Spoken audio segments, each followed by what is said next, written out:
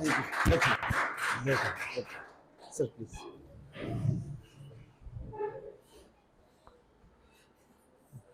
उज्जैन में कारगिल योद्धा सूबेदार कमल किशोर सोनी जी का बहुत बहुत स्वागत है। देखिए, वैसे तो इंडियन आर्मी किसी भी परिचय का मोहताज नहीं है, लेकिन व्यक्ति विशेष के तौर पर अगर मैं बात करूं तो टेक्निकल क्लास फर्स्ट ऑफिसर सूबेदार कमल किशोर सोनी जी हमारे बीच में है। आपने 1997 से 1999 के बीच में जो ऑपरेशन रक्षक चलाया गया था उसमें भी भाग लिया है। उसके बाद ऑपरेशन विजय जो कारगिल के दौरान 1999 में चलाया गया था उसमें भी आपने सफलतम भाग लेकर भारतीय आर्मी को गौरवान्वित किया है। इसके अलावा ऑपरेशन प्रक्रम में भी आपने भाग लिया और ऑपरेशन प्रक्रम को भी सफल करने में आपका बहुत महत्वपूर्ण योगदान रहा है। बहुत ज्यादा मैं अपनी तरफ से ना बोलते हुए मैं चाहूंगा कि हर चीज सर अपने बारे में और अपने हर फैक्टर के बारे में आपको बहुत बारीकी से बताएंगे। देखिए, ऑपरेशन रक्षक, ऑपरेशन प्रक्रम जो कि बाड़मेर राजस्थान में चलाया गया था को लेकर भी सर का बहुत ज्यादा योगदान रहा है। आर्मी अपने आप में एक ऐसी इंस्टीट्यूशन है, एक ऐसी संस्था है जो देश को हर पल गौरवान्वित करने का काम करती है। भारतीय आर्मी में जाना हर एक युवा का एक सपना होता है, जो वो चाहता है कि मैं देश सेवा करूं। देखिए, देश सेवा केवल आर्मी नहीं होती, बहुत प्रकार से होती है, लेकिन अगर मैं कहूं कि देश की सेवा सर्वोच्च स्थान पर कौन आता है तो वो भारतीय आर्मी आती है। सर, करते हुए आईएएस अकादमी परिवार की ओर से आपका बहुत बहुत स्वागत है। अब मैं सर का पुष्पमाला से स्वागत कर हमारी जो औपचारिकता है उसे पूरी करना चाहूंगा। ताली बजा के सर का स्वागत करें।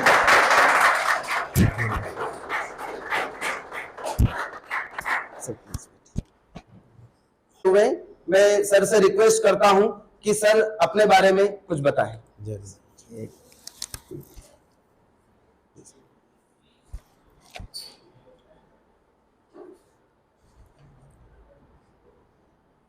कर्तव्य राष्ट्र का है अति पावन, अपने शहीद वीरों का वह जयगान करे।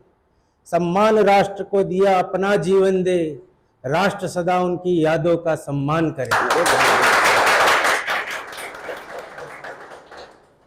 कर्तव्य आईएएस अकादमी के डायरेक्टर श्री विक्रम सर और बहादुर बच्चों, जैसा कि आज हम सभी को पता है कि आज शहीद दिवस भी है और देश के ऐसे जाबाज शूरवीर रणबांकुरे और ऐसे योद्धा जिन्होंने अपने प्राणों का उत्सर्ग करते हुए देश की आज़ादी के लिए अपना बलिदान दिया और हंसते हंसते आज ही के दिन 23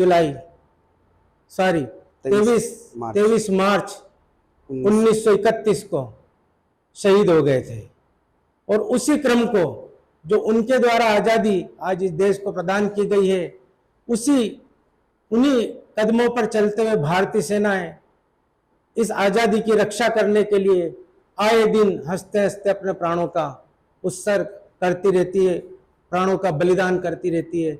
माँ भारती की रक्षा के लिए, देश की सरहदों की रक्षा के लिए अपने प्राणों की बलिदान देने में कभी भी कदम पीछे नहीं हटाती है। बहुत बढ़िया।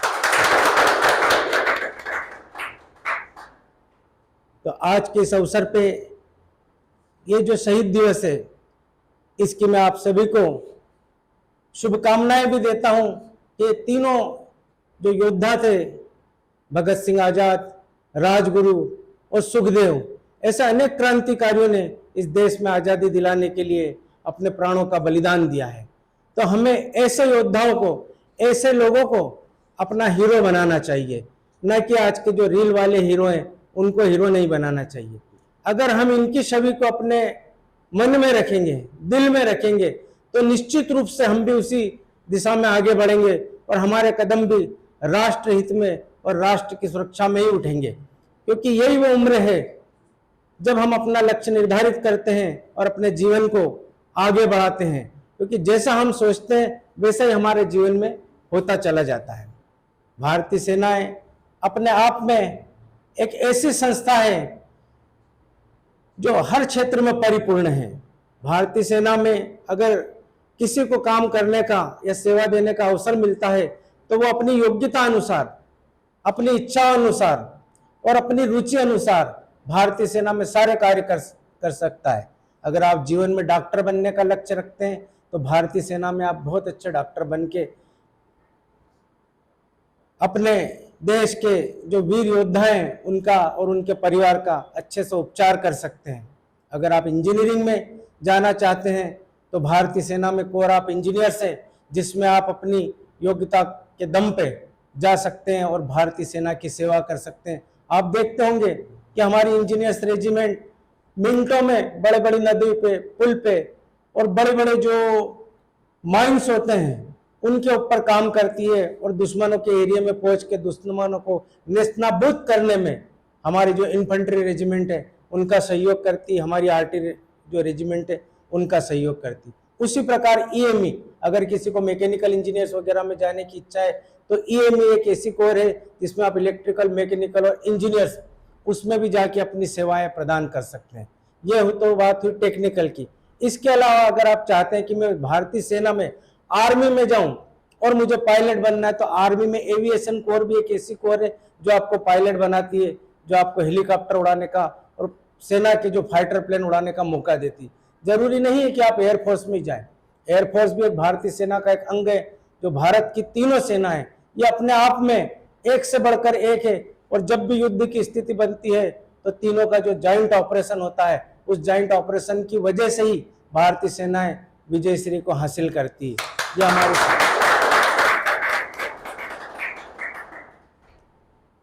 रहा सवाल सेना में जाना और सेना को अपना लक्ष्य बनाना, ये एक बहुत बड़ी बात है।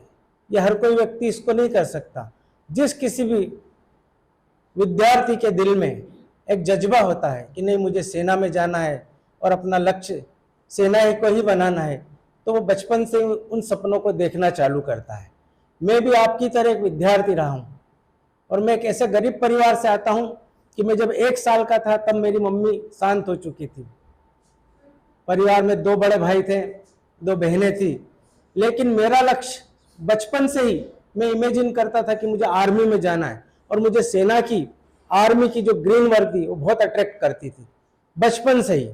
और उस समय कुछ फिल्में ऐसी बनी थी, मैं आपसे साझा करना चाहूंगा कि उस समय जो मनोरंजन का एकमात्र साधन होता था, ये मैं आपको बात बता रहा हूँ 70 से लेके 80 के बीच की, 85 की, मनोरंजन का एकमात्र साधन होता था सिनेमा। सिनेमा बहुत अच्छे आते थे, धार्मिक भी आते थे, देशभक्ति के भी आते थे, युद्ध के ऊपर भी आते थे। कई हमारी सेनाओं ने जो युद्ध लड़े उनकी कहानियों के ऊपर भी एक पिक्चर बनी थी उस समय, हकीकत फिल्म को जो फिल्माया गया था वो चाइना, तो 1962 में जो भारत का युद्ध हुआ था उसके ऊपर उसको फिल्माया गया था। और वो फिल्म मैंने देखी थी जब मात्र मैं 5वीं या 6वीं में पढ़ता हूँगा, तो 6, 5, 11 साल का मैं भी एक बच्चा ही रहा हूँगा। तो उन फिल्मों के दृश्य और वो यूनिफॉर्म देख के मुझे उसी दिन से मैंने मन में धारण कर लिया था कि मैं अब जाऊंगा तो सेना में ही जाऊंगा, दूसरा कोई मैं काम नहीं करूंगा। तो मैंने 6ठी से ही, जैसे ही मैं 6th क्लास में आया, गवर्नमेंट स्कूल में हम लोग पढ़ते थे और पहले गवर्नमेंट स्कूल में बहुत अच्छी पढ़ाई होती थी और अदर एक्टिविटीज भी बहुत अच्छी होती थी। तो मैंने आगे बढ़कर 6th में भारत स्काउट एवं गाइड्स ज्वाइन किया। मुझे वर्दी पहनने का बहुत शौक था। उस समय खाकी वर्दी मिलती थी भारत स्काउट एंड गाइड्स में, तो उन वर्दियों को पहनकर तब हमारी ड्यूटी महाकालेश्वर मंदिर में लगाई जाती थी। सोमवार के दिन महाकाल मंदिर में इतना रश नहीं होता था, आराम से दर्शन करते थे, लेकिन सोमवार के दिन रश होता था तो लोगों की लाइन लगवाना, सवारी में जाना, सवारी में महाकाल की सवारी में हमारा भी एक दस्ता होता था भारत स्काउट एंड गाइड्स का।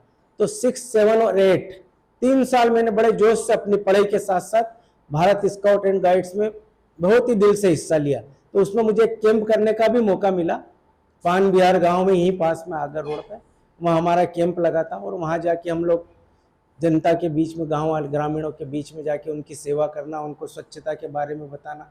ये स्वच्छता मिशन आज से नहीं चल रहा है देश में, बहुत पुराना चल रहा।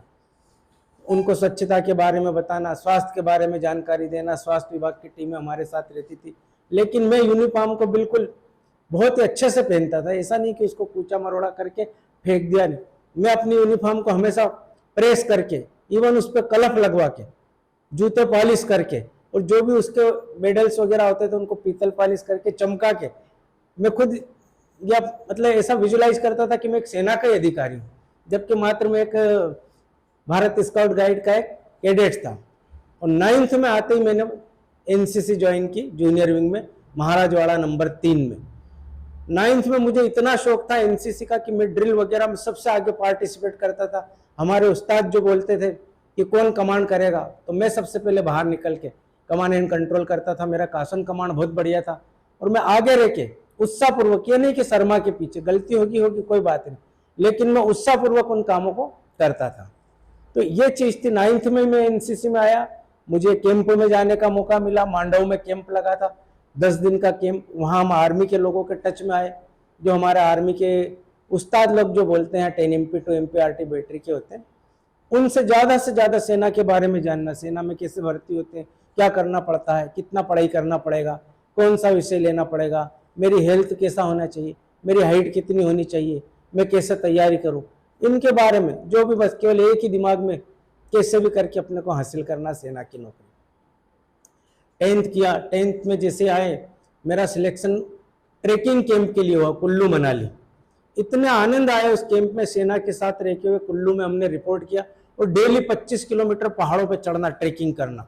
तो कुल्लू से लेकर मनाली, मनाली से लेकर रोहतांग पास जो चाइना बॉर्डर तक, वहां मुझे जाने का अवसर 10वीं क्लास में मिला, और वहां सेना के साथ रहने का मौका मिला। सेना की गतिविधि, उनके साथ उनका कैसा डिसिप्लिन, अनुशासन होता, वो सीखने को मिला। तो एनसीसी एक मील का पत्थर होती है अगर आप सेना को अपना कैरियर बनाना चाहते हैं। मैं सभी बच्चों से यही कहना चाहूंगा कि वो एनसीसी जरूर ज्वाइन करें। अगर आपके स्कूल कॉलेज में एनसीसी नहीं है, तो आप 10 MP और 2 MP बटालियन में जाके अगर रिक्वेस्ट करेंगे कि सर मैं एनसीसी लेना चाहता हूँ, तो आपको वो अलाउ करेंगे कि आप फलाने स्कूल आपके नियर बाय, आप वहाँ जाके इस दिन हमारी परेड होती है, उसमें आप ज्वाइन कर सकते हैं। ऐसे कई बच्चे थे जिनके स्कूल में एनसीसी नहीं थी, लेकिन वो मेरे पास आते रहते हैं गाइडलाइन के लिए। तो मैंने उनसे बात करके उनको एनसीसी दिलवाई, और वो लड़के इतने अच्छे निकले, लड़कियां भी थी उसमें, जिन्होंने आरडीसी परेड दिल्ली तक उन्होंने जाके ज्वाइन किया। और आज वो कुछ लोग तो उसमें सेना में अच्छा ऑफिसर्स बन के गए हैं, और बहुत अच्छा अपना जीवन यापन कर रहे हैं। NCC A certificate, B certificate और सी सर्टिफिकेट, ये तीनों अपने आप में बहुत ही अच्छी एक चीज है। आप सेना के अलावा भी कहीं भी इन सर्टिफिकेट में आपको बोनस अंक मिलते हैं, और बोनस अंक नहीं भी मिलते हैं तो एनसीसी हमको एक जीवन जीने की कला सिखाती है।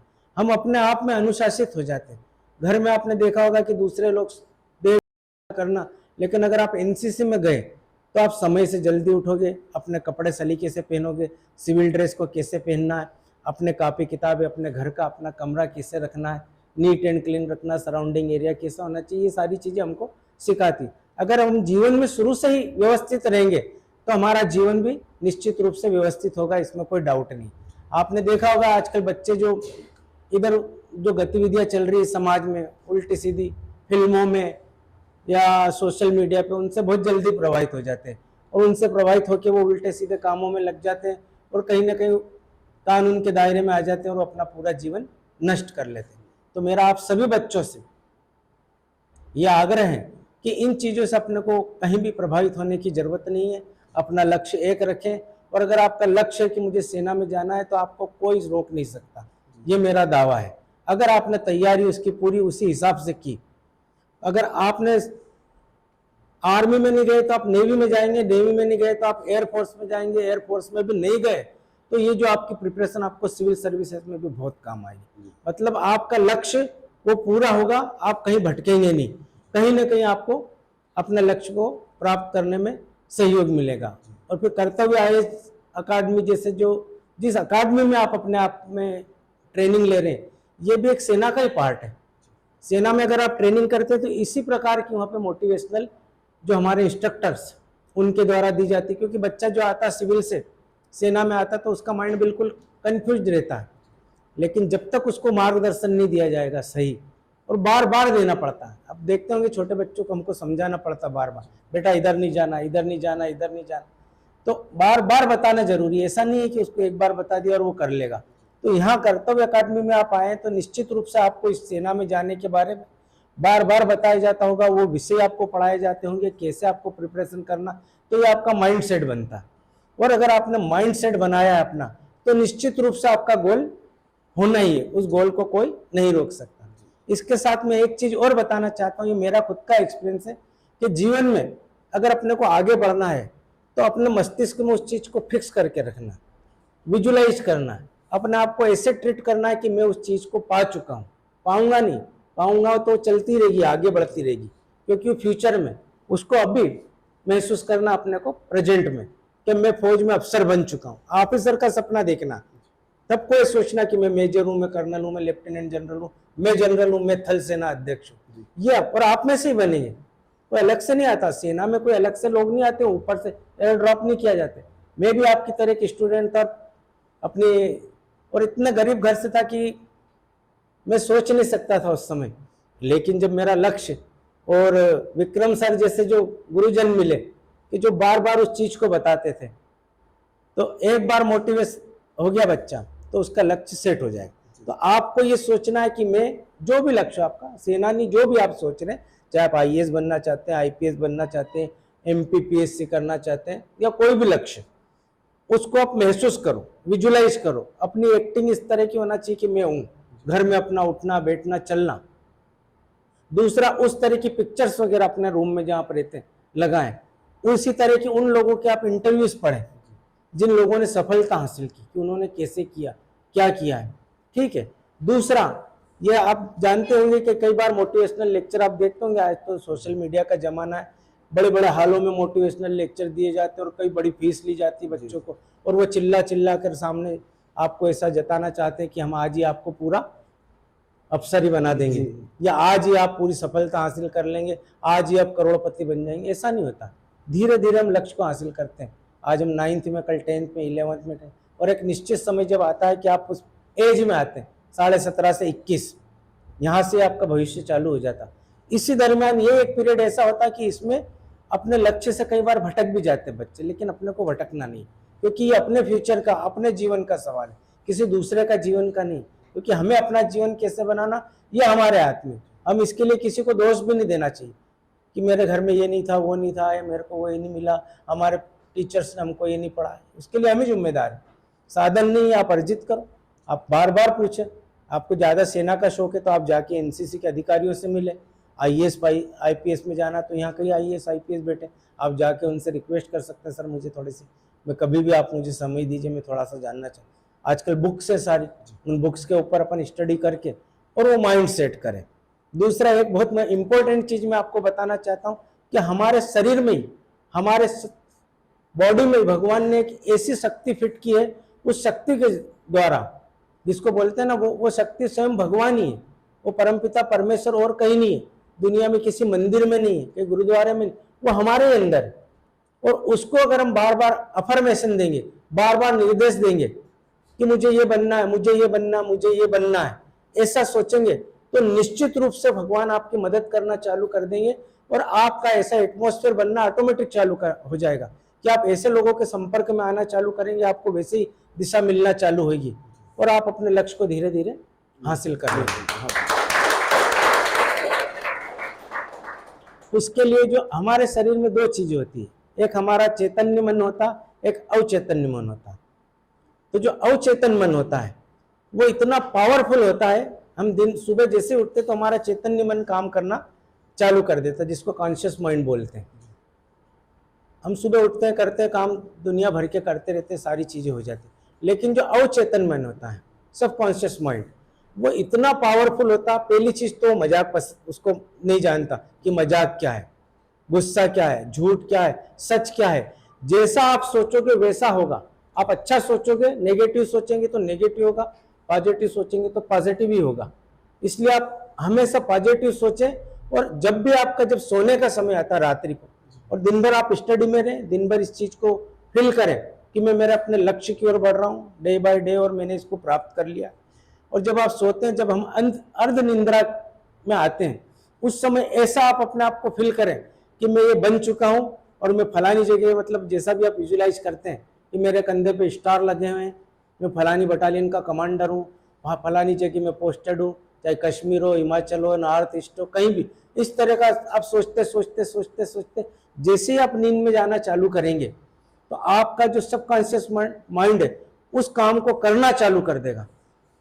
और आप नेक्स्ट दिन देखना, अगले दिन सुबह जब आप उठोगे तो ऑटोमेटिक इतने सारे बदलाव और इतनी चीजें होना चालू होगी, आपको इसमें समय लगता है। ये केवल 21 दिन का पीरियड है, केवल 21 दिन अगर आपने ऐसे किए तो 22 दिन से आपका रिजल्ट आना चालू हो जाता है। ये मेरा खुद का एक्सपीरियंस है, ये कहीं और से पढ़ा हुआ या कहीं सुना हुआ नहीं बोल रहा हूं मैं, क्योंकि मैं आपको बताना चाहता हूं कि जैसे मैंने बताया था, मैंने हकीकत पिक्चर देखी थी, तो उसमें मैंने वो पहाड़ियां, वो दृश्य और वो पोस्टें जहाँ पे सेनाएं डटी हुई थी, जहाँ से हमारी फाइटिंग हो रही थी दुश्मनों के साथ, और वहाँ जो सैनिक लोग थे कैसी वर्दी पहनते थे, कैसा वहाँ पे बंकर्स थे, कैसी क्या चीजें थी।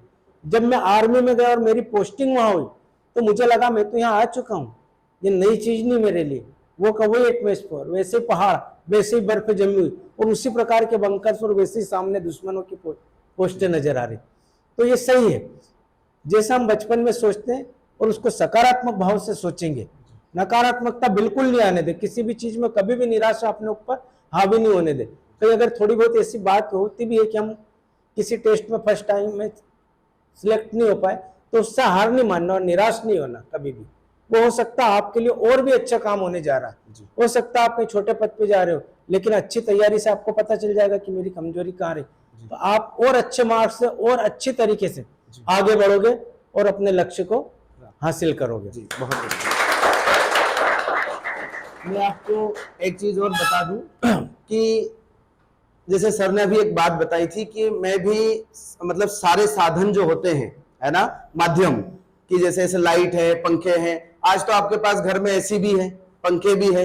मैं सर के बारे में बताना चाहता हूं कि सर जब 1 साल के थे तब इनकी पूजनीय माता जी का देहांत हो गया। उसके बाद धीरे धीरे धीरे लाइफ बढ़ती गई।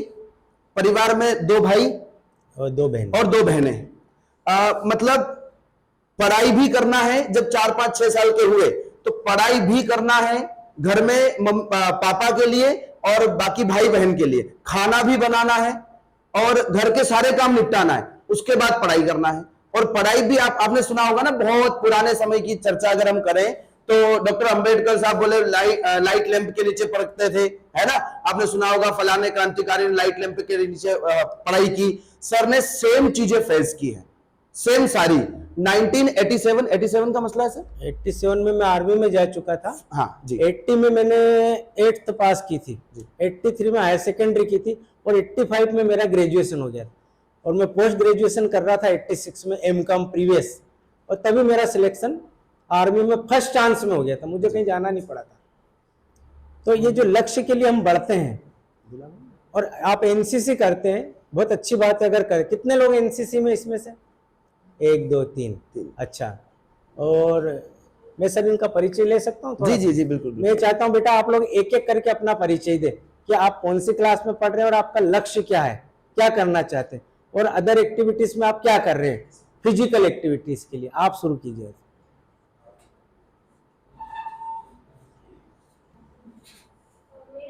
ज्यादातर बच्चे इसमें सिविल सर्विसेज वाले हैं, MPPSC, बहुत अच्छी बात है। आर्मी के लिए भी इसमें 2-4 लोगों ने बताया है। तो MPPSC और जो UPSC के लिए भी अगर आप कर रहे हैं प्रिपरेशन, तो आपके लिए भी यही चीज़ लागू होती है। किसी भी चीज़ को अगर अपने को हासिल करना जीवन में, तो इसी प्रकार आपको लक्ष्य बना के आगे बढ़ना पड़ेगा। और लक्ष्य बना के आप आगे बढ़ोगे तो इसमें कोई भी शक्ति आपको रोक नहीं सकती, ये मेरा दावा है। लेकिन आपको डिटरमाइन होना है, सकारात्मक भाव रखना, दिल में निराशा बिल्कुल नहीं लाने देना है। 1 अटेम्प्ट नहीं होता, 2 अटेम्प्ट, 2 भी नहीं होता, 3 अटेम्प्ट। उसमें कभी ये नहीं सोचना कि मैं नहीं हो पाया हूं, मैं छोड़ के दूसरे उसमें लग जाता हूं। कभी भी विचलित नहीं होना है किसी भी परिस्थिति में। आपने सकारात्मक भाव रखे, निश्चित रूप से आपका सिलेक्शन होगा। मैं आपको ये बताना चाहूंगा कि मैं खुद 5 बार SSB मैंने दिए, सर्विस सिलेक्शन बोर्ड, और मैं स्पोर्ट्समैन था। NCC सर्टिफिकेट के साथ साथ मैं जिम्नास्ट भी रहा हूँ। विक्रम यूनिवर्सिटी में मैं जिम्नास्टिक में 3 बार नेशनल खेला हूँ, और मैंने इंडिया में मेरी 2nd पोजीशन रही थी मलखम में, गुरु नानक देव यूनिवर्सिटी। 2 बार जिम्नास्टिक में गोल्ड मेडल लिए। लेकिन मैंने बताया कि मैं ऐसे परिवार से आता था कि जहाँ पे फाइनेंशियल बहुत ही ज्यादा क्राइसिस थी और मुझे नौकरी की बहुत ज्यादा सख्त आवश्यकता थी। कि मुझे कोई भी नौकरी मिल जाए, मैं उस नौकरी को करने के लिए तैयार था, अपने घर को सपोर्ट करने के लिए। तो मैं आपको बताना चाहूंगा कि आप ये मत सोचना कि मैंने 5 रुपए रोज में 12 घंटे या उद्योगपुरी की फैक्ट्रियों में भी गर्मियों की छुट्टी में काम किया। सुबह 7 बजे जाना, शाम को 7 बजे तक वहां पर काम करना, चाहे वो खली की फैक्ट्री हो या तेल निकालने की फैक्ट्री हो या ये काली बरसाती बनाने की फैक्ट्री हो और जो पैकेजिंग की फैक्ट्री हो, जहां हम जाके खड़े होते कहीं ना कहीं काम मिल जाता। सिर्फ 5 रुपए रोज? 5 रुपए रोज मिलते थे उस समय। 12 घंटे काम कर, सुबह 7 बजे रिपोर्ट करो, शाम को 7 बजे आप बाहर आ सकते हो। और घर से कोई टिफिन विफिन भी लेके नहीं जाते थे, क्योंकि टिफिन बना के देने वाला ही नहीं था कोई। मतलब लेकिन लक्ष्य वो रखा, ये नहीं कि वहाँ काम में लग गए तो उनसे हम लोग कि नहीं यार काम मिल गया अपन तो इसी में चलो यही नौकरी ज्वाइन कर लेते, ये नहीं, उसको हावी नहीं होने दिया। पढ़ते भी रहे। तब मैं 11th में था, 11th की बात बता रहा हूँ मैं। और जब मैं वहाँ काम कर रहा था तो मेरा एक दोस्त आया कि आज 11th का हायर सेकेंडरी होती थी, उस समय बोर्ड की एग्जाम होती थी, कि रिजल्ट आ गया। तो हम वहां से दौड़ के यहाँ पे बुधवारिया में आए। पेपर पहले सब दूर नहीं मिलते थे, तो यहाँ एक जगह वो किसी ने, आजाद यादव वगैरह उस समय स्टूडेंट लीडर्स थे हमारे साथ, आपने नाम सुने होंगे आजाद यादव वगैरह, मेरे साथ की हैं, बल्कि मुझसे जूनियर हो। तो स्टूडेंट लीडर्स थे, तो बड़ी फैसिलिटी देते थे स्टूडेंट्स के लिए, रिजल्ट वगैरह आते तो बोर्ड पे वहाँ चिपका देना पेपर सुन। तो जाके मैंने उसमें देखा तो मैं फर्स्ट क्लास फर्स्ट था उसमें, हायर सेकेंडरी। फिर कॉलेज ज्वाइन किया।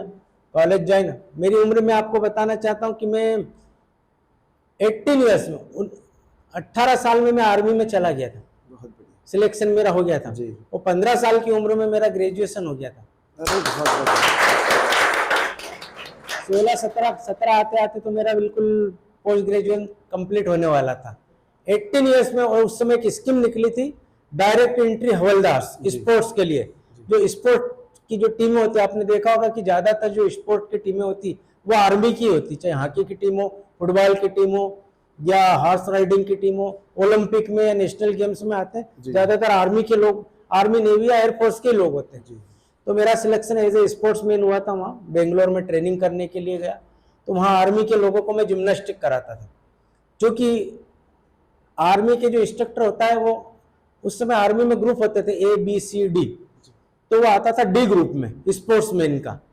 और जब मेरे डॉक्यूमेंट्स वहाँ सीनियर ऑफिसर्स ने देखे कि ये पोस्ट ग्रेजुएट है, NCC सर्टिफिकेट होल्डर है, इसका जो एजुकेशन का प्रोफाइल बहुत ही हाई, इसको तो अफसर होना चाहिए था फौज में, यहाँ कैसे ही। और बोला आपको स्पोर्ट्स में आपको जरूरत नहीं, तो मुझे रिमस्ट किया गया। मुझे उस समय SC SD स्टाफ ड्यूटी के लिए भेजा गया। स्टाफ ड्यूटी में अफसरों को पढ़ाना, आर्मी के जो ऑफिसर्स हैं उनको पढ़ाना। तो वेलिंगटन में, तमिलनाडु में वेलिंगटन एक जगह, वहां मेरी पोस्टिंग हुई। तो मैं जब जिस कोर, पहले राजपूत रेजिमेंट में गया था, राजपूत रेजिमेंट से मुझे ASC में, आर्मी सर्विस कोर में रिमस्टिंग किया गया। तो उसमें मुझे ये फायदा मिला कि मुझे जो सेना की जो बड़े कमांड होते हैं, आर्मी हेडक्वार्टर है, सदर्न कमांड है, वेस्टर्न कमांड है, सेंट्रल कमांड है, इनमें मुझे जॉब करने का अवसर मिला। और बड़े मेजर जनरल ऐसे अफसरों के साथ मुझे नौकरी करने का अवसर मिला। 1995 में मुझे कारगिल में जाने का अवसर मिला। वहां पे हेडक्वार्टर 104 इन्फेंट्री ब्रिगेड, एक लोकेशन है कश्मीर में, कुपवाड़ा जिले में। और कुपवाड़ा से भी, मतलब मैं बताना चाहूंगा आपको कि कुपवाड़ा से भी वहां 2 दिन लगते हैं तंगधार जो जगह पहुंचने में। और उसमें 40 किलोमीटर पैदल चलना पड़ता है। वहां बस का रास्ता नहीं था उस समय, आजकल तो सब है फैसिलिटी। और अगर बर्फ गिर गया तो उस बर्फ में भी आपको बिल्कुल स्कीइंग करते हुए अपनी पोस्ट पे जाना पड़ता था। और वो पोस्ट ऐसी थी, वो 3 तरफ से पाकिस्तान से घिरी हुई थी। वहां अगर कोई किसी की पोस्टिंग हुई 104 इन्फेंट्री ब्रिगेड, उसका नाम वैसे स्टैटिकल नंबर जो होता है 104 इन्फेंट्री ब्रिगेड, और सेना में उसका नाम था शक्ति विजय ब्रिगेड। उस ब्रिगेड में जो जाता तो उसको चटनी ब्रिगेड भी बोला जाता था सेना में, आपसी भाषा में, कि वहां गया तो उसकी चटनी बनना निश्चित है। क्योंकि हम 3 तरफ से पाकिस्तान से घिरे थे और पाकिस्तान इतनी गोलाबारी करता था कि हम लोगों के हेलमेट नहीं उतरते थे सिर से। हम अपने बंकरों में रहते थे तो हेलमेट पहन के हम सोते थे। जहां हमारे पलंग होते थे, पलंग के ऊपर हम नहीं सोते थे। जैसे ये बंकर है तो पलंग यहाँ लगा हुआ, हमारा लकड़ी के बड़े बड़े फट्टों के पलंग होते थे। ऐसे पलंग नहीं जो अपने घर में सो रहे बेड पे, उस पर कंबल बिछाया, उसके ऊपर एक दरी बिछाई, एक चादर बिछाया, वो हमारा पलंग हो जाता था। तो उस पलंग के नीचे सोते, ये पलंग है ना, तो पलंग के नीचे हम सोते थे ऐसे, क्योंकि जो बम्बार्डमेंट होते तो हमारे जो बंकर पूरे ध्वस्त हो जाते थे। और वहां पे आसपास जो 100 फीट से लेकर 150-200 फीट के देवदार के वृक्ष होते थे, तो जो वहां से सेलिंग होती थी आर्टिलरी की सेलिंग से जो स्प्लिंटर होते थे, पेड़ ऐसे कटते थे बिल्कुल जैसे गाजर मूली की तरह, और वो कट के बंकरों के ऊपर ध्वस्त होते थे। आप तो सीआईएसएफ में रहे, सीआरपीएफ, तो आपको तो एक्सपीरियंस होगा इस चीजों का, फॉरवर्ड लोकेशन में। तो कई बार हमारे बंकर ध्वस्त हो जाते थे, लेकिन चूंकि हम उसके नीचे सोते थे, सिर से हेलमेट नहीं उतरता, तो हम लोग क्रॉलिंग करके धीरे से, जब वो बम्पार्टमेंट बंद होता तो हम बाहर आते और फिर अपने वेपन संभालते हैं और दुश्मनों पे फायर करते हैं। तो इतनी खतरनाक लोकेशन में भी नौकरी करने का अवसर मिला। 95 में वो पोस्टिंग हुई, 97 में, और 98 में कारगिल की जो शुरुआत, आपको पता ही होगा कारगिल की कहानी क्या थी, कैसे घुसपैठिए हमारे क्षेत्र में घुस के आ गए थे और कैसे हमने उनको खदेड़ा था, और उसमें कितने हम फौजियों ने अपने जो सर्वोच्च बलिदान दिया था, और कितने सैनिकों का जो अंग भंग हुए थे, और कितनी वीरतापूर्वक हमारी भारतीय सेनाएं जो विकट परिस्थितियों में, विषम परिस्थितियों में लड़ी थी। ये दुनिया की एकमात्र सेना है भारतीय सेना है जो किसी भी विकट परिस्थिति में लड़ने में सक्षम है। किसी भी कंट्री की सेना में इतना पावर नहीं है कि वो एडवर्स कंडीशन में युद्ध लड़ सके। वो या तो ठंडे इलाके के तो ठंड में ही लड़ेंगे, गर्म इलाके के तो गर्म में ही लड़ेंगे, लेकिन भारत एक ऐसा राष्ट्र है कि यहाँ चारों तरह की जलवायु है। और भारतीय सेनाओं में ऐसे सैनिक और भारतीय सेना का जो मैनेजमेंट है, इतना हाई क्वालिटी का मैनेजमेंट है कि जो बटालियंस होती, उन बटालियन का जो ऑर्गेनाइजेशन ऐसे किया जाता है कि ऐसे मिक्सअप होते हैं कि उसमें हिमाचल का भी होगा, JNK का भी होगा, तमिलनाडु का भी होगा, नॉर्थ ईस्ट का भी होगा, सेंट्रल का भी होगा। तो वो सारे लोगों की जो बटालियन होती है वो एडवर्स इफेक्ट उनके ऊपर नहीं पड़ता और वो दुश्मनों को मुंह तोड़ जवाब देने में सक्षम होते हैं। और आज तक भारतीय सेना कोई भी युद्ध हारी नहीं है। भारतीय सेना 1962 का बोला जाता कि भारतीय सेना, हम चीन से युद्ध हार गए थे। हम युद्ध हारे नहीं थे, हमारे पास राजनीतिक इच्छा शक्ति नहीं थी उस समय। हमारे उस समय के जो तत्कालीन जो लीडर्स थे उनके अंदर देश के प्रति कोई जज्बा नहीं था और सेना का महत्व नहीं था। सेना को जो फैसिलिटी मिल, सेना को हथियार मिलेंगे तभी तो लड़ेंगे, सेना को वैसे इक्विपमेंट मिलेंगे तभी तो लड़ेंगे, वैसी क्लॉथिंग मिलेगी तभी तो लड़ेंगे। हमारे सैनिक, एक सेनिक, जो उस समय केवल हमारे पास राइफल 303 होती थी, वो 303 ऐसी राइफल होती कि उससे फायर अगर आपने 10 राउंड फायर किए तो वो आपके गोले की तरह गर्म हो जाती, जैसे आप भट्टी में से निकाला हुआ जो राड़ होती, इस प्रकार। और उससे फायर करते हुए एक सैनिक ने 20 सैनिकों को, चाइना के सैनिकों को मारा। हमारे पास गोलियां नहीं थी, वैसे हमारे पास क्लॉथिंग नहीं थे, और इतना माइनस जो टेम्परेचर होता उसमें पहनने के हमारे पास बूट नहीं थे, वैसे क्लॉथिंग नहीं थी। आजकल भारतीय सेनाओं के ऊपर जो हमारी वर्तमान सरकार है बहुत ज्यादा ध्यान दे रही है। भारतीय जो इंफ्रास्ट्रक्चर, जो बॉर्डर्स पर इतने ज्यादा तैनात किए गए, और ऐसे शस्त्र आप आए दिन पढ़ते होंगे कि ऐसा कोई भी शस्त्र नहीं जो आज भारतीय सेना के पास नहीं। और भारतीय सेना अपने आप में इतनी सक्षम है कि दुनिया की एक महानतम सेनाओं में भारतीय सेना की गिनती होती है, चाहे वो एयरफोर्स हो, नेवी हो, या आर्मी हो, या हमारे अर्धसैनिक बल क्यों ना हो, BSF हो, CRPF हो, CISF हो, या ITBP हो, सारे सुसज्जित है। और देश हमारा ऐसे सुसज्जित हाथों में सुरक्षित है। हालांकि उनको अपना सर्वोच्च बलिदान समय समय पर देना पड़ता है। ऐसा एक दिन भी नहीं आता है कि जब हमारा कोई सैनिक शहीद नहीं होता होगा बॉर्डर पे। आज वो लोग सीमा पर बैठ के अपने प्राणों की परवाह न करते हुए दुश्मनों की आंख में आंख डालकर युद्ध कर रहे हैं, उनसे हमारी सरहदों की रक्षा कर रहे हैं। तो आज हम लोग यहाँ सुरक्षित बैठे, हम आज ये त्योहार मना रहे हैं, दुनिया भर का हम इंजॉय कर रहे हैं, अपने परिवार के साथ रहे। लेकिन हमको उन सैनिकों के बलिदान को कभी भूलना नहीं चाहिए। उनकी जो देश के प्रति जो सेवाएं, उनको हमेशा सम्मान देना चाहिए। हमारे देश की एक यही सबसे बड़ी कमी है कि सैनिक जब युद्ध होता है तब उसकी पूछ परख बहुत होती है। युद्ध नहीं है, कोई पूछ परख नहीं करते। ये हमारे राजनेताओं की भी गलती, साथ में जो हमारे अधिकारी, आप भी कल से IAS IPS बने। लेकिन जीवन में हमेशा ध्यान रखें, जब भी आपके पास कोई सैनिक आता है तो सबसे पहले प्रायोरिटी में उसकी बात सुने, उसकी समस्या का हल करें, क्योंकि वो किन परिस्थितियों में आपके पास है। ये चीज आज देखने में नहीं मिलती है। जब मैं कारगिल युद्ध लड़के आया था या संसद पे अटैक हुआ था 2001 में, तब मैं जैसलमेर, बाड़मेर के लोंगोवाल सेक्टर में 2.5 साल तक पोस्टेड रहा था। और देश का जो सेना का इतना बड़ा मूवमेंट हुआ था कि आज तक इंडियन जो हिस्ट्री में इतना बड़ा मूवमेंट नहीं हुआ था। हमारी सारी सेना मूव करके बॉर्डर पर जम चुकी थी और पाकिस्तान पे अटैक करना था। क्योंकि उस समय अफगानिस्तान और अमेरिका में युद्ध चल रहा था और पाकिस्तान में जो अमेरिका के एयरबेस बने हुए थे उनके फाइटर्स वहीं, तो अमेरिका ने हमसे रिक्वेस्ट की थी जी कि आप अभी पाकिस्तान पे अटैक नहीं करें, नहीं तो हमारा नुकसान होगा। तो उसके दबाव के चलते हम लोग अटैक नहीं कर पाए थे। अदरवाइज 2001 में हम पाकिस्तान को नेस्तनाबूद कर देते और पाकिस्तान का हम नामो निशान मिटा देते। इतनी सक्षमता के साथ हमने उस समय मूवमेंट किया था। जी उसके बाद सेना का इतना बड़ा कोई ऑपरेशन नहीं हुआ। सेना ऑपरेशन तो रोजाना ही करती रहती, बॉर्डर पे उनके ऑपरेशन चलते रहते हैं। दूसरे जो हमारी सेना है, भोपाल से लेके अंबाला तक, आप ट्रेन में कभी दिल्ली गए होंगे या जम्मू तक गए होंगे तो आपने देखा होगा कि सेनाएं बीच में उनकी छावनियां बड़ी, ये सारी सेनाएं रिजर्व आर्मी। इनका काम हम सोचते हैं यार ये यहाँ क्या कर रहे हैं झांसी में, यहाँ कौन सी लड़ाई लग, लेकिन ये साल में हर एक 2 या 3 महीने के लिए जैसलमेर बाढ़ में एक्सरसाइज के लिए जाती, युद्ध अभ्यास के लिए जाती है। और कई देशों से आप देखते होंगे कि हमारे जॉइंट वेंचर चल रहे हैं कि हम चाइना के साथ भी हम वारफेयर हो रहा है हमारा, हम युद्ध अभ्यास कर रहे हैं, चाहे अमेरिका के साथ हो रहा है, चाहे नेवी का हो रहा है, एयरफोर्स, तो उसमें निरंतर युद्ध करती रहती है और अपने युद्ध पराक्रम को और अपने कौशल को निरंतर बढ़ाती रहती। सेना कभी खाली नहीं बैठती। सेना के लिए हमेशा वॉर लाइक सिचुएशन नहीं बनी रहती, हमेशा युद्ध जैसा माहौल ही रहता। सेना आपने वर्दी पहन ली तो आप युद्ध के लिए तैयार है, आप मना नहीं कर सकते कि नहीं मैं नहीं जा सकता, ये नहीं जाऊंगा, बल्कि ऐसा जज्बा आपके अंदर आ जाता है कि आपका नाम नहीं है तो आप बोलोगे मेरा नाम क्यों नहीं इसके अंदर, मुझे भी जाना है। ये एक सेना का अपने आप में बहुत बड़ा गौरवशाली जो उनका जज्बा, ये जज्बा और किसी में देखने को नहीं मिले। आज अपन देखते हैं यहाँ पे चुनाव में ड्यूटी लग जाती है कर्मचारियों की, तो बहाना बना के हॉस्पिटल जाके अपना कि मेरी ये तबीयत खराब है, वो हो गया, मेडिकल लगा के चुनाव की ड्यूटी नहीं करना चाहते।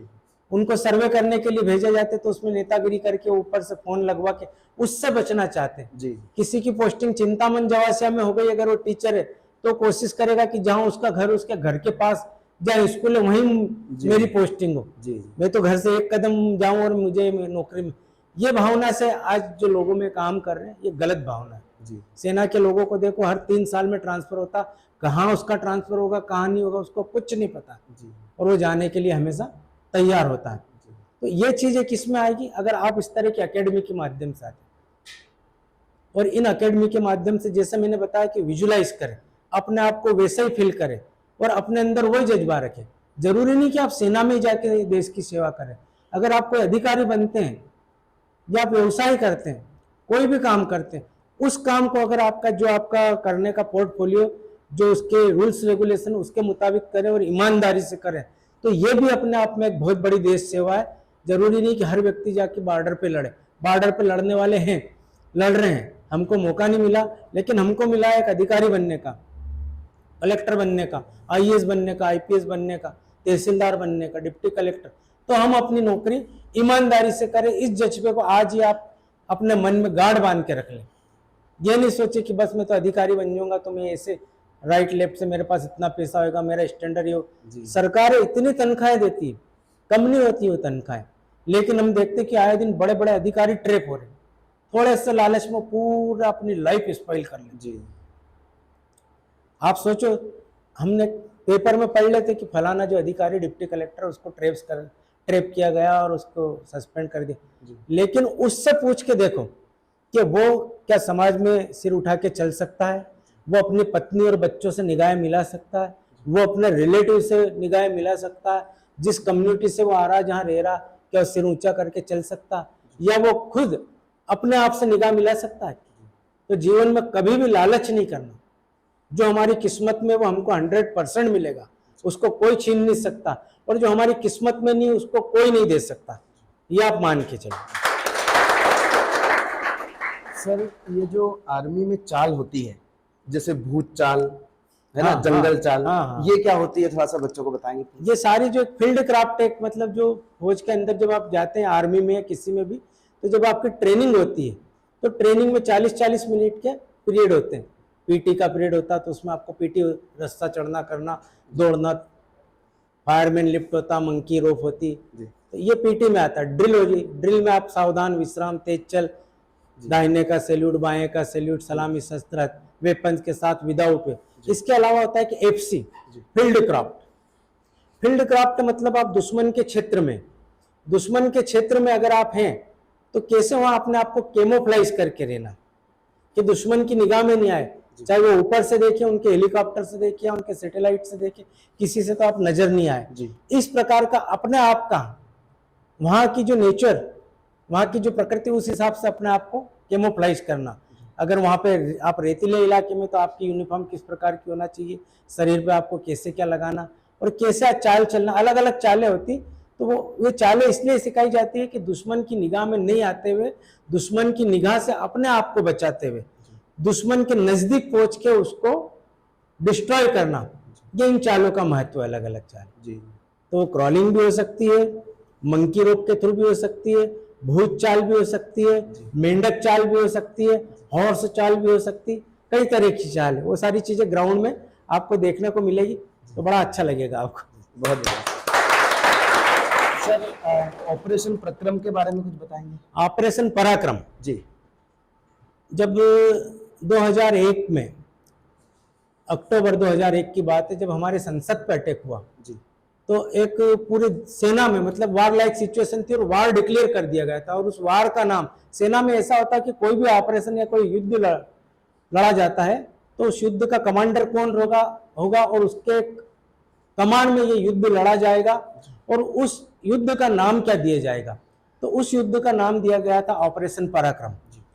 पराक्रम मतलब अपना पराक्रम अब दुश्मनों को दिखाना। है नाम भी बड़ा सोच समझ के रखा जाता है। मैं ऐसे आपको बताना है, इसमें मेरे जो बायोडाटा में नहीं है, मैं 1987 में मैं श्रीलंका ऑपरेशन में भी रहा हूँ।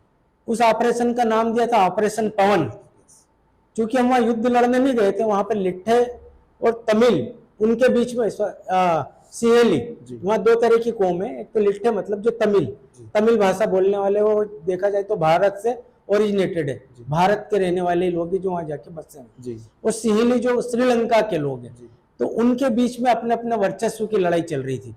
तो हम उनकी हेल्प के लिए गए थे। एक्चुअली हम गए थे तमिलों की हेल्प के लिए, क्योंकि उनके ऊपर बहुत ज्यादा आक्रमण सिहेली सेना कर रही थी और वहां की गवर्नमेंट नहीं चाहती थी कि तमिल यहाँ पे सेटल हो या इनका वर्चस्व बढ़े।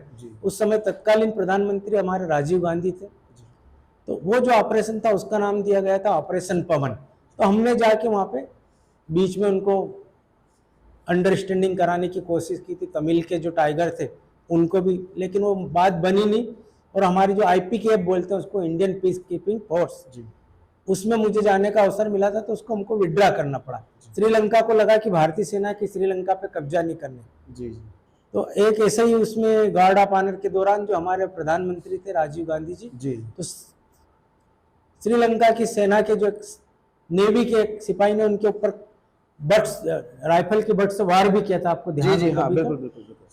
तो वो फिर हमारा पेक्ट खत्म हो गया था और हमारी सेनाएं वापस आ गई थी और हमने तमिल लोगों को हम हेल्प करते थे फिर। तो इस प्रकार किसी भी युद्ध का नाम रखा जाता है। तो ये जो ऑपरेशन पराक्रम सर ने जैसा पूछा, तो जब संसद पर अटैक हुआ, संसद मतलब भारत की कितनी गरिमामय, जो हमारा जिसको बोला जाता है कि हमारा लोकतंत्र का मंदिर है, जहाँ से सरकारें हमारी चलती। और उनका उद्देश्य था, जो उस समय आतंकवादी आए थे, कि किसी भी प्रकार प्रधानमंत्री, तत्कालीन प्रधानमंत्री जो स्वर्गीय अटल बिहारी वाजपेयी जी को अपहरण करना था या उनको किडनैप करना था।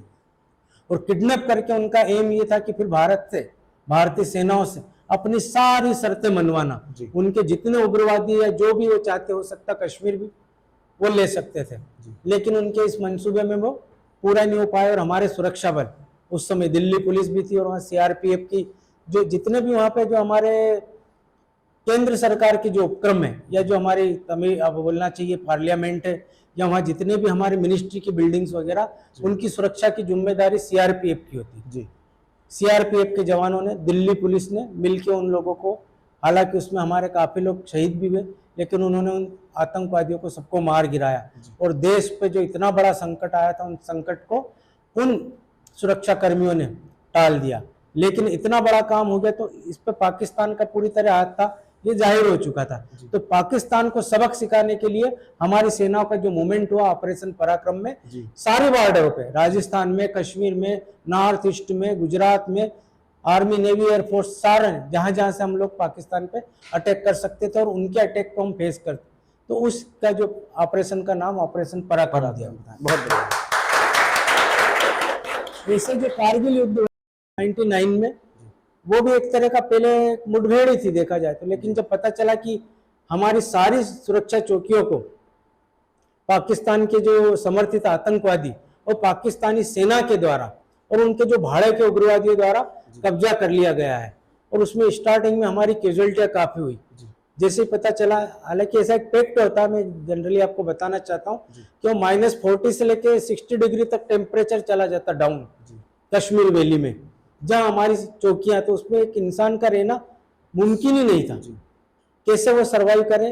तो हमारा पाकिस्तान से ऐसा पैक्ट था कि सर्दी के दिनों में अक्टूबर में वो अपनी पोस्टें छोड़ दे और हम भी छोड़ के नीचे रेयर में आ जाते हैं, जो बेस हेडक्वार्टर होते हैं हमारे। और जैसे अप्रैल में बर्फ पिघलना चालू हुई थी तो हम वापस अपनी पोस्टें, लेकिन उस समय जैसा कि आप जानते हैं कि पाकिस्तान हमेशा हमारे साथ गद्दारी करता है, वो हमारी पीठ में छुरा घोंपता है। तो उसने वही किया, जबकि उस समय हमारे तत्कालीन प्रधानमंत्री अटल बिहारी वाजपेयी बहुत अच्छा शांति समझौता करना चाहते थे और भारत से बस लेके पाकिस्तान गए थे शांति यात्रा लेके कि हमारे अच्छे समझौते हैं, और वहां से आए, बड़ा अच्छा माहौल था। लेकिन इसी के पीछे से वहां की सेना और उस समय के तत्कालीन उनके जो सेना अध्यक्ष जनरल परवेज मुशर्रफ उन्होंने षड्यंत्र किया कि हमारी चौकियों को हासिल कर लिया, उस पर गोला बारूद रसद और राशन का डंप लगा के और पूरी तरह से लेस होके बैठे। और जैसे अप्रैल में हमारी पहली पार्टी वहां पे जो पेट्रोलिंग की जाती कि कैसा क्या है, तो उनको उन्होंने वहीं पे शूट एट साइट कर दिया और उनके अंग भंग करके हमको लौटाया। उसमें पहले कैप्टन सौरव कालिया थे, अगर आपने नाम सुना तो, यंग लड़के थे बिल्कुल, नए नए कमीशन हुए थे, लेफ्टिनेंट बन के आए थे, कैप्टन बने थे, और उनको उस पोस्ट के वो कमांडर थे, और जो पोस्टिंग जो पेट्रोलिंग के लिए गए थे तो सबसे पहले उन्होंने अपना बलिदान दिया और उनके साथ 5 सैनिकों। तब हमको पता चला कि हमारी पोस्टें सब कैप्चर हो चुकी है, और फिर एक युद्ध का प्लानिंग किया गया और उस युद्ध का नाम दिया गया था ऑपरेशन विजय। और उसी में एयरफोर्स ने हमको बहुत सपोर्ट किया था। एयरफोर्स ने भी एक अपना ऑपरेशन अलग से बनाया था, उसका नाम दिया था ऑपरेशन सफेद सागर जी। और नेवी ने भी अपना एक उस समय पूरा ऑपरेशन तैयार किया था, उसका नाम दिया था उन्होंने सफेद तलवार जी। क्योंकि हमारी जो समुद्री सीमा है वो भी सुरक्षित होना बहुत जरूरी, बंगाल की खाड़ी से लेके अपना हिंद महासागर और अरब सागर जी, क्योंकि कराची से पाकिस्तान अटैक करता है या चाइना के थ्रू भी कर सकता जी। तो यहाँ नेवी ने अपना बहुत सपोर्ट किया, और जब एयरफोर्स ने हमारा सपोर्ट किया, चूंकि दुश्मन हाइट में थे, हम लोग नीचे थे, और जैसे हम क्रॉलिंग करके ऊपर जाते थे तो वो ऊपर से एक एक आदमी को शूट करते थे, उनको कोई प्रॉब्लम नहीं हुई। और हमारी कैजुअलिटी 527 लोग हमारे शहीद हुए थे, छोटी मोटी संख्या नहीं है। तब ये प्लान किया गया कि उनके ऊपर एयर अटैक किया गया, जब एयरफोर्स से लेजर बम उन पे गिराए गए जी। और हमारी आर्टिलरी की जो बोफोर्स फोर्स लगाई गई, तो बोफोर्स से गोला ऐसे एलिवेशन में जाके जब उन पे ऐसे गिरा तो वो अपने बंकरों में डूब के जी।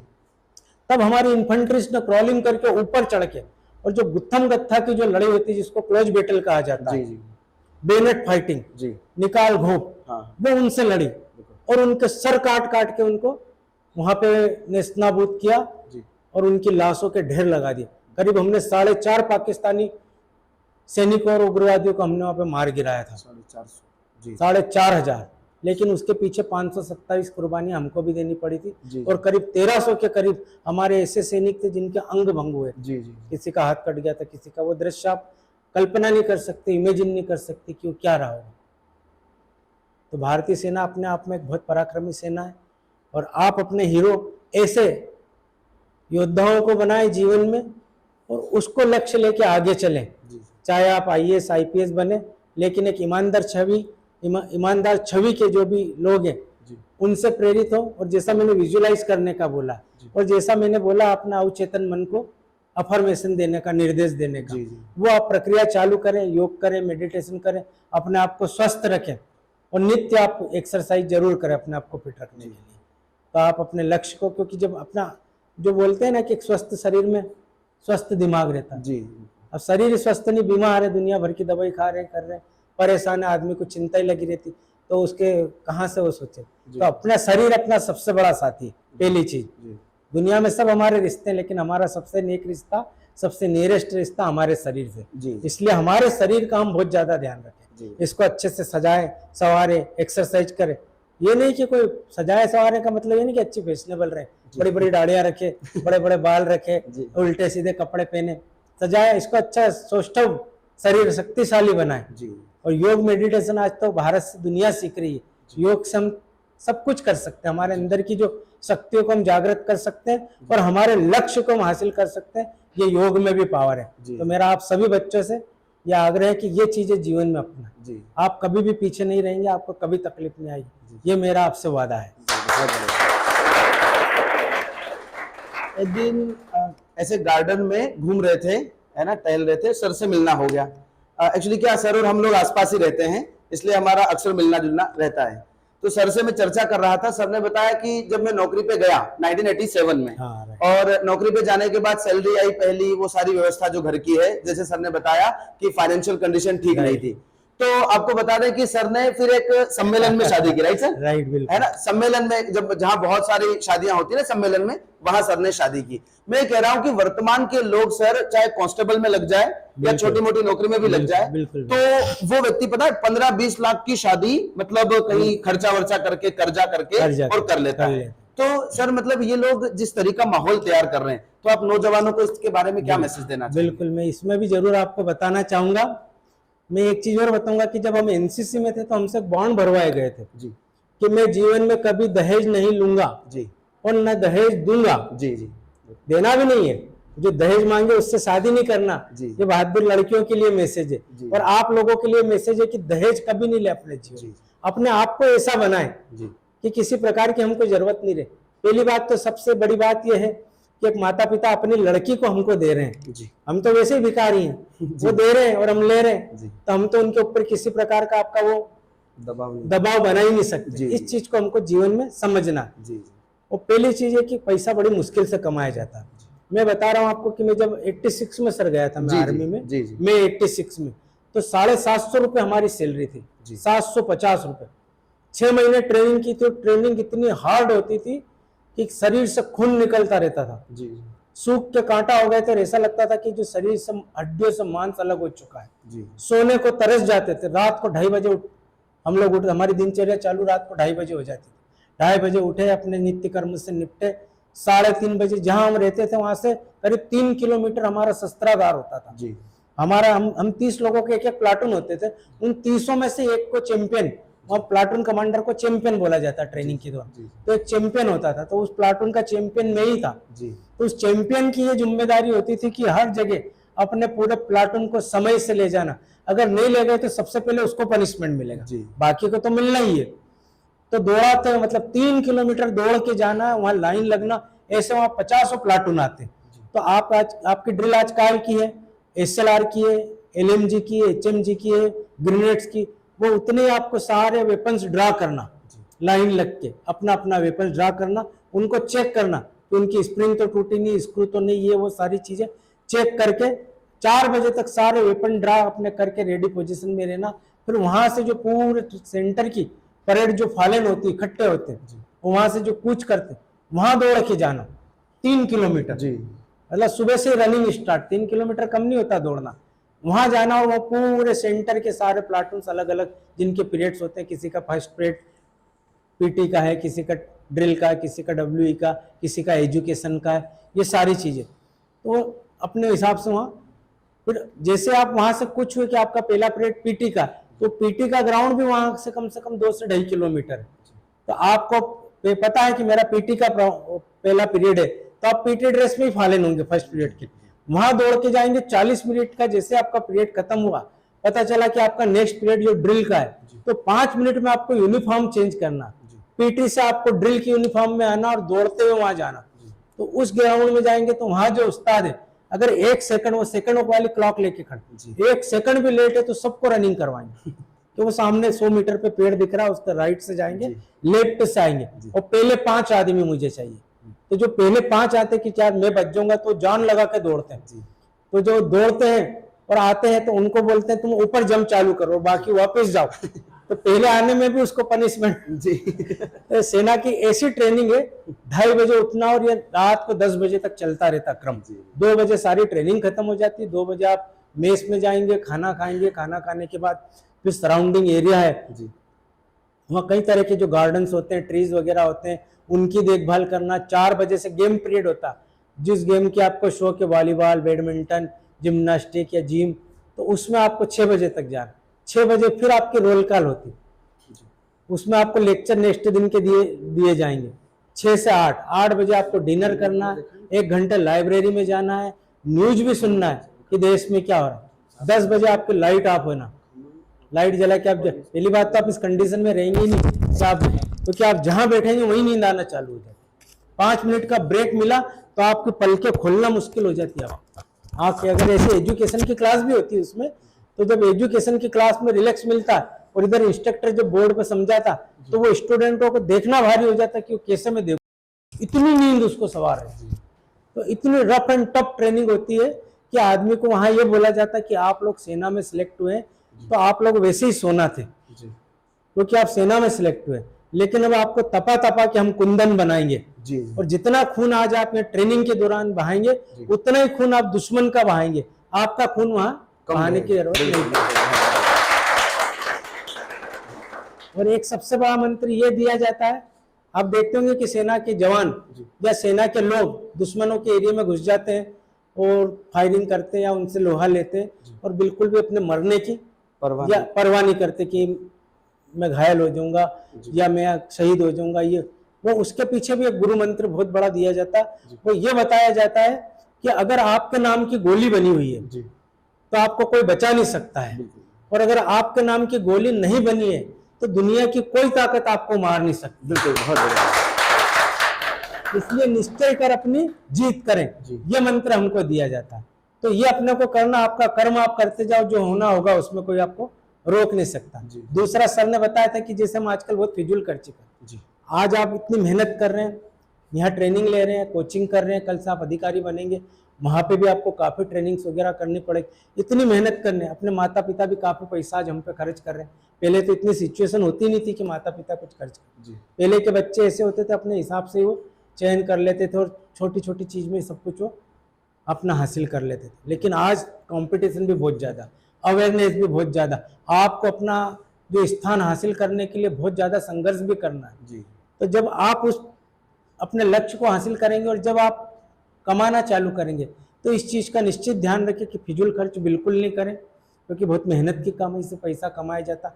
आज हम उन लोगों को देखो जो पैसे को तरसते हैं, उनको 2 समय की रोटी कमाना मुश्किल होती। हालांकि सरकार ने कई तरह की योजनाएं चला रखी, हम देखते हैं फ्री राशन है ये, लेकिन आप अगर ग्राउंड में जाके देखेंगे तो जिनको मिलना चाहिए उनको राशन नहीं मिल रहा, जिनको मजदूरी की गारंटी मिलना चाहिए उनको नहीं मिल रही है, जो सुविधा उनको मिलना चाहिए वो नहीं मिल रही है। क्यों?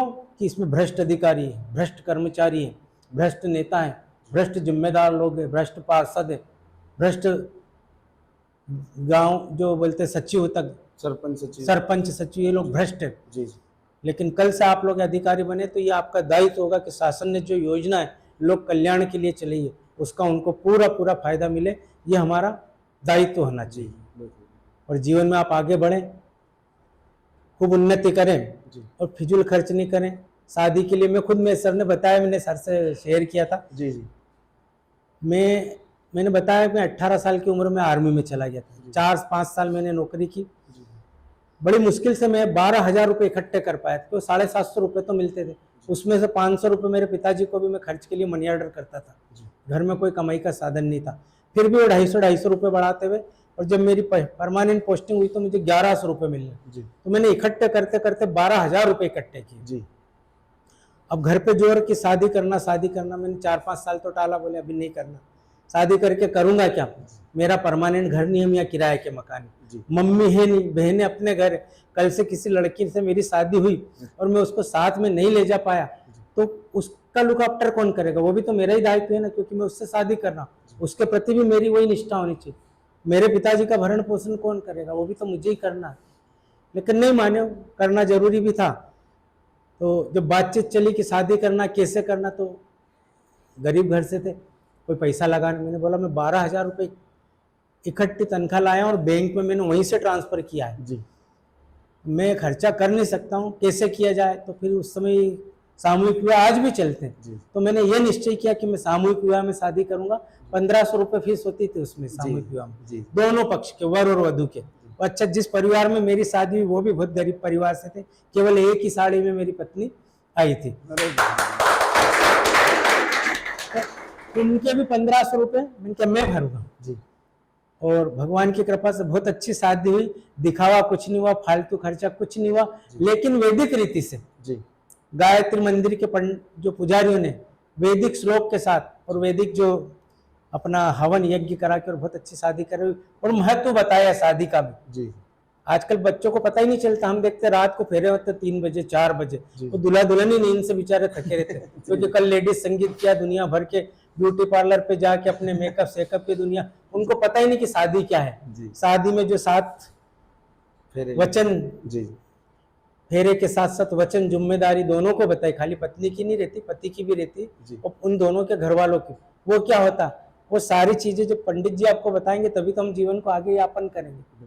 तो हमारा दायित्व अपनी पत्नी के साथ साथ, क्योंकि ये अपने माता पिता के लिए भी है और एक ही जीवन मिला हमको, इसी जीवन में हमको अपने माता पिता का भी उतना ही ध्यान रखना, अपनी पत्नी का भी रखना और अपने बच्चों का भी रखना। तो इस जीवन में ही हमको सब करना, उनके लिए कोई अलग से हमको लाइफ नहीं मिलेगी, तो उनका ध्यान रखना। तो अपने जीवन को ऐसा बनाए, शान से सर्विस करे, नौकरी करे। एक आपका जो पीरियड है सर्विस का, मैंने 20 साल ही नौकरी की क्योंकि मैं आर्मड फोर्सेस में था और 20 साल से ज्यादा करना क्योंकि घर में मैं पत्नी को रख नहीं पाया था, कई जगह यहाँ रहती थी, बच्चे बीमार रहते थे, पिताजी की तबीयत खराब। 20 साल, लेकिन 20 साल में मैंने ये समझो कि कई जन्मों को जिया था, कई बार मेरे पुनर्जन्म हुए, तो मुझे ऐसा महसूस हुआ। तो मैंने कहा अब मुझे नौकरी छोड़ देना चाहिए। मेरी लास्ट पोस्टिंग दिल्ली में थी, chief of the army staff secretariat में, और मैं वहां से जो उस समय के तत्कालीन राष्ट्रपति थे अब्दुल कलाम आजाद, उनके अंगरक्षक दल में था मैं। तो वहीं से मैंने मन बनाया था और जो एपीजे अब्दुल कलाम साहब, उनसे भी मुझे बहुत कुछ सीखने को मिला था कि एक राष्ट्रपति जो एपीजे अब्दुल कलाम साहब कितना सादा जीवन जी सकते हैं। उनके पास केवल 2 छोटी छोटी सी अटैची थी, सूटकेस नहीं बोल सकते, सूटकेस तो हमारा इतना बड़ा होता है कि उसको 2 लोग घसीटते पहिए लगा के, अटैची जिनको खुद ही उठा लेते। उसमें एक सूटकेस में 2 उनकी जो यूनिफॉर्म होती थी, एक सूट होता था और एक में उनकी कुरान शरीफ होती थी और श्रीमद् भगवद गीता वो अपने साथ हमेशा रखते थे। तो एक राष्ट्रपति का जीवन इतना सरल हो सकता है, तो हम क्या है। तो हमको जीवन में फिजूल खर्च अवॉइड करना चाहिए और अभी भी शादी होगी तब की तब है, अभी भी हमको कोशिश ये करना चाहिए कि सादा जीवन और उच्च विचार रखना चाहिए। हमको दिमाग पे अच्छे विचार हम रखें, किसी का भी कभी बुरा करने की कोशिश नहीं करें, कोई करता भी है तो उसको माफ कर दे, क्योंकि माफ करना भी एक वीरों का काम है। हर कोई किसी को माफ नहीं कर सकता। थोड़े से में अगर किसी ने बोला तो हम उसके प्रति दिल में वो पाल लेते हैं, सोचते इसको कैसे नुकसान पहुंचा। ये कायर का काम होता है उसको नुकसान, लेकिन माफ करना, किसी को क्षमा करना, ये भी एक अपने आप में वीरता है। जी सर। और सर बस ठीक। और किसी को कुछ क्वेश्चन या कुछ प्रश्न है तो पूछे बेटा, पूछ सकते हैं। ये मेरी लाइफ थी आपके सामने जो मैंने खोल के रख दी थी, कुछ ही पन्ने थे। बेटी है, गर्व की बात है। अभी क्या कर रहे हैं पापा? अच्छी बात है ना, काम करें, अपने से शुरू करें जी। किसी को लेक्चर देने की जरूरत नहीं। फर्स्ट ओबे देन ऑर्डर, पहले खुद उसको बोलते ना, निज पर शासन फिर अनुशासन।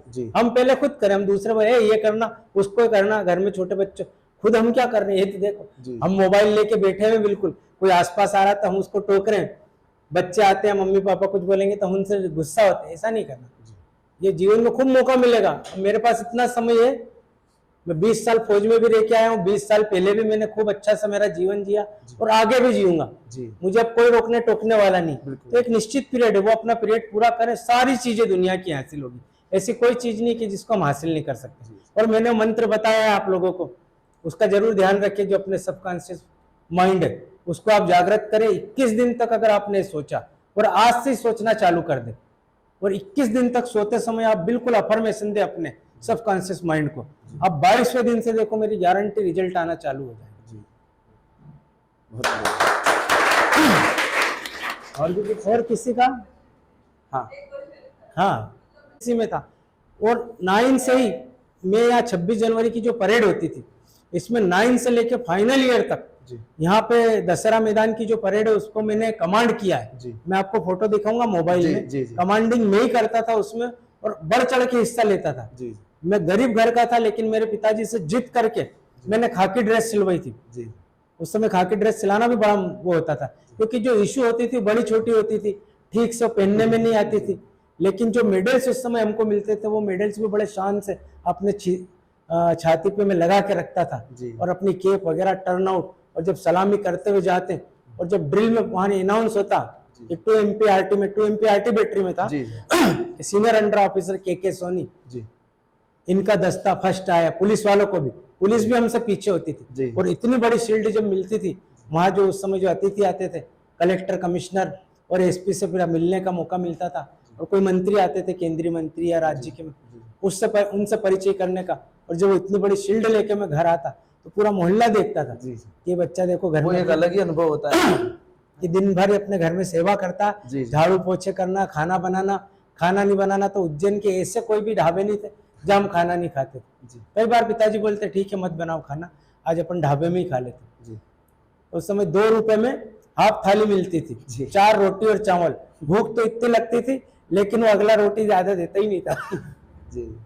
4 रोटी और इतना से चावल देते थे। ठीक है, वो भी दिन बहुत अच्छे रहे और उसी से सीखने को मिला। जी। और किसी का कुछ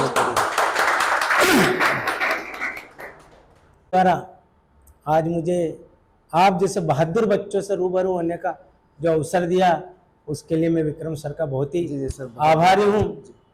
और आपसे मैं यही कहना चाहूँगा कि अपने लक्ष्य को आप निर्धारित करें, इसमें आपको कोई भी कभी भी पीछे नहीं हटा सकता है।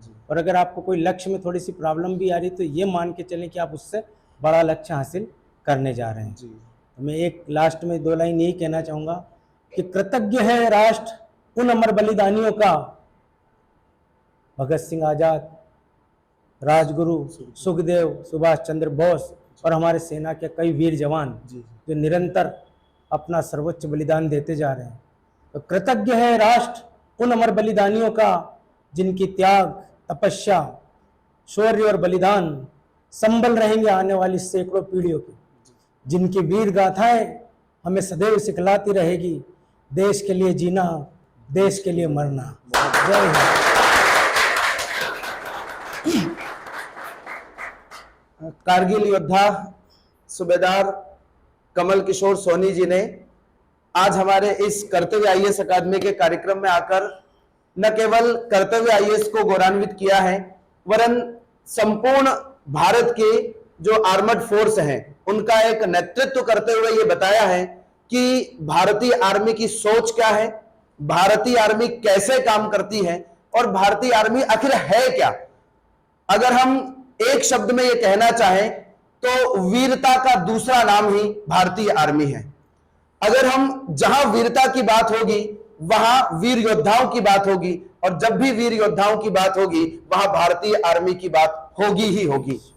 इस मामले को अगर हम और अच्छे से देखने की कोशिश करें तो जैसे सर ने अपना पूरा जीवन आपके सामने रखा, आज रिटायरमेंट होने के बाद पेंशन भी है, बाकी सारी सुविधाएं भी है, आज इतना सब कुछ एक अपनी इमेज बना रखी है सर ने। उसके बावजूद देखिए, मैं आपको यह बताना चाहता हूं कि आप अभी विद्यार्थी हैं, आपके कोई कमाई का साधन नहीं है, आपके पास कुछ नहीं है। मां बाप का अगर देखा जाए तो बहुत कुछ हो सकता है, लेकिन स्वयं का कमाया हुआ कुछ भी नहीं है। उसके बाद आपके अंदर अगर वो जिज्ञासा नहीं है कि मैं बहुत कुछ, सब कुछ पाना चाहता हूं।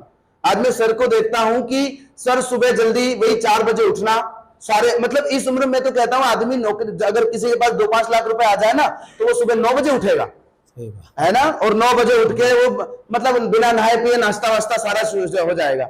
लेकिन मैंने सर की दिनचर्या देखी है, सुबह वही आर्मी वाला रूटीन है, 4 बजे उठना है, पहले एक्सरसाइज करना है, कहते हैं ना पहला सुख निरोगी काया, है ना, तो उस चीज को फॉलो करते हुए। नहीं तो हमारे बच्चे सर, इनको आज संडे के दिन दे रहे तो सुबह 9:30 बजे उठेंगे ये, है ना, डेली भले ही 7 बजे 6 बजे उठते हो, लेकिन देखिए जब कुछ भी नहीं है तब सब कुछ पाने की चाह हो, और जब बहुत कुछ हो तब भी सब कुछ मेरा हो, ऐसा ही चाह रखने वाला व्यक्ति अपने जीवन में हमेशा आगे बढ़ता है। मैं सब कुछ अपने का मतलब धन दौलत की बात नहीं कर रहा हूं।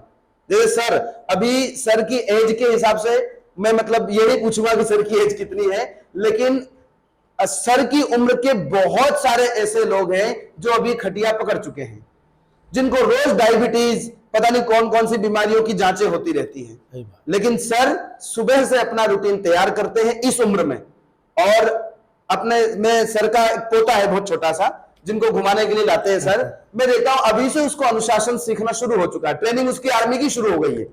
तो मैं कहता हूं कि जीवन में कारगिल योद्धा सर कमल किशोर सोनी जी जैसे लोग जब हमें मिलते हैं तो बशर्ते हमें बहुत कुछ सीखने को मिलता है, क्योंकि लोगों के पास देखिए ज्ञान देने वाले बहुत मिल जाएंगे, लेकिन अनुभव साझा करने वाले लोग हमें बहुत कम मिलेंगे।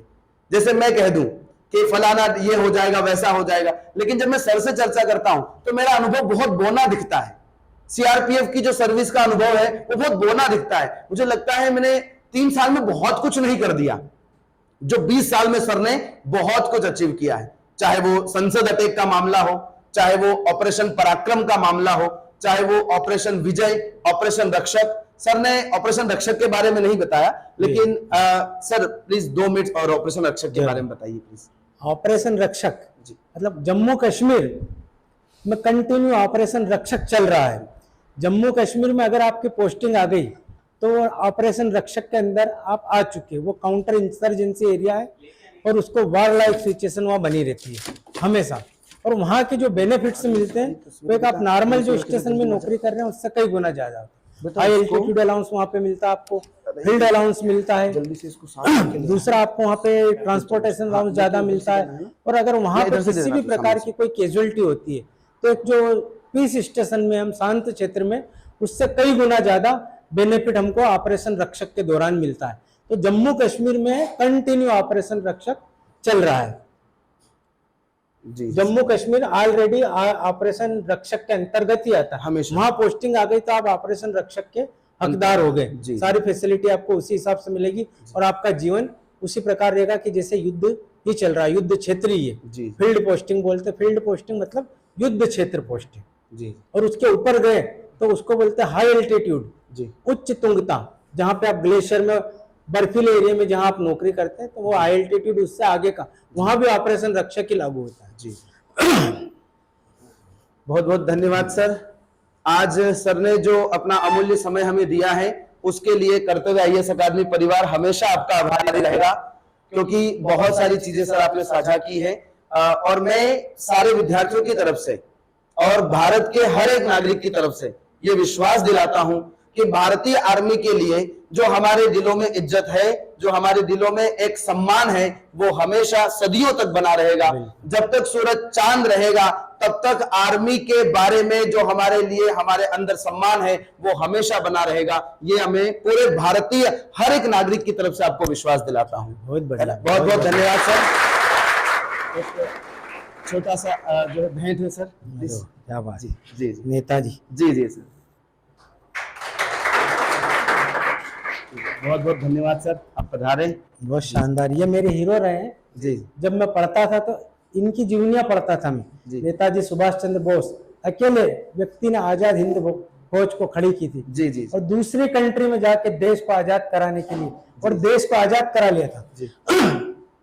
30 दिसंबर 1943 को इन्होंने भारत को आजाद करा लिया था। अगर आपको पता हो जी जी, तो अंडमान निकोबार में तिरंगा फहरा दिया था जी जी। लेकिन उस समय हमारे जो कुछ जिनको बोला जाता है कि अति महत्वाकांक्षी लोग भी देश में थे कि जिनको ये रास नहीं आया कि भारत को आजाद इनने कैसे करा लिया। जी जी, नेताजी सुभाष चंद्र बोस चाहते थे कि देश आजाद हो पर आजादी के 20 साल बाद तक हर घर से एक व्यक्ति सेना में नौकरी करे, तभी उसके अंदर एक अनुशासन आएगा। लेकिन उस समय के हमारे जो लीडर्स थे, मैं नाम नहीं लेना चाहूंगा किसी का, उन्होंने फिर अंग्रेजों से मिलके अंडमान निकोबार पे कब्जा करवाया और हमारा जो 3-4 साल 5 साल पहले जो देश आजाद हो रहा था उसको फिर से गुलाम बनवा दिया। जी जी, लेकिन ये ऐसे व्यक्ति है कि इनका बहुत बड़ा योगदान है देश को आजादी दिलाने में, इसमें कोई दो राय नहीं है। और इनको ही आप लोगों को अपना हीरो बना के रखना चाहिए।